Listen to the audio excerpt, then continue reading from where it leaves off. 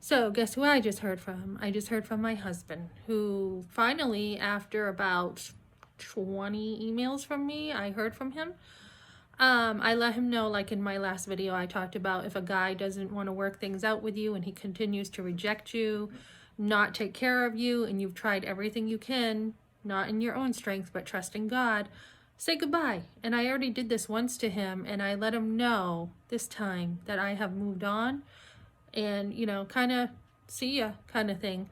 So who do I hear from the day after I tell him this? I hear from him, and he wants to know, what do you mean you moved on?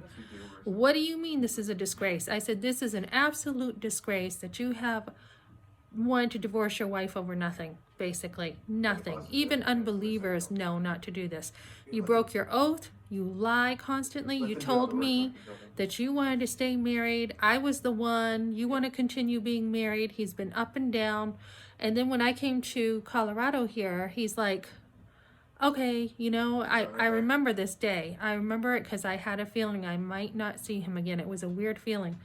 But a friend had given me a gas card, and I said, here you go. You know, if you need gas for the budget this week, here's the gas card. And then I said, well, actually, you know what? I probably need it because I'm traveling. So my son is playing a video game. So I go, actually, I'll take that back. And he's like, you Indian giver. And we laughed because I am always like this Indian giver with him. Like, I'll give him stuff and then I'll take it back. And so it's like a joke we have together. So he knew we were coming here, and, you know, I would be getting housing and everything for him from here, working things out with the cat. And then all of a sudden I hear through the grapevine, he tells his mother we're split up. I'm like, what? What? You know, just total shock. Like, that's news to me. We split up. I had no idea we split up. So he twisted this lie with his family, saying we had split up. Then he goes over there, and at Christmas, I see this Facebook post about me that, oh, we're so glad we have him without her.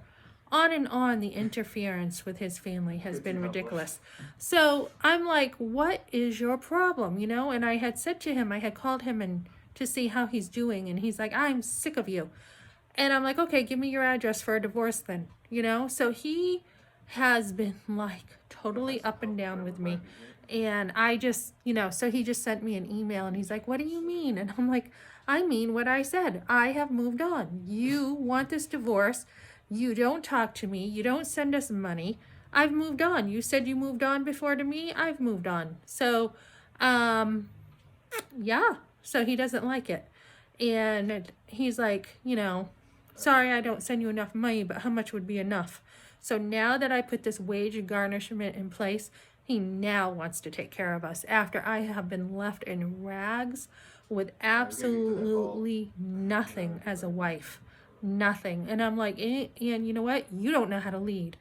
I laid into him and I'm like, I cannot believe, instead of not communicating with me and saying, you know what, I don't feel, you know, understood, or whatever the problem is, instead of communicating with me, you just dropped me. You dropped me like a hot potato, basically. You just said we're done because you want to be done. It's unbelievable to me.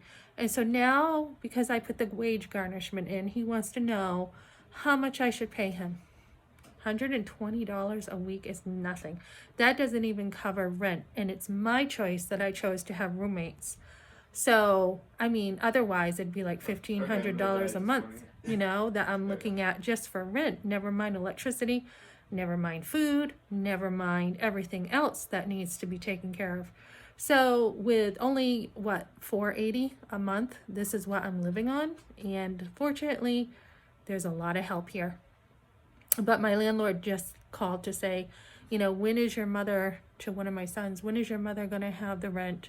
I have, you know, plenty of grace time to pay this, but they get nervous when the lease is over for people because a lot of people just leave and they don't pay, and that's not our intention. So, yeah, when a man likes to think he has control, and then as soon as, you know, the so-called tables are turned, they don't like it.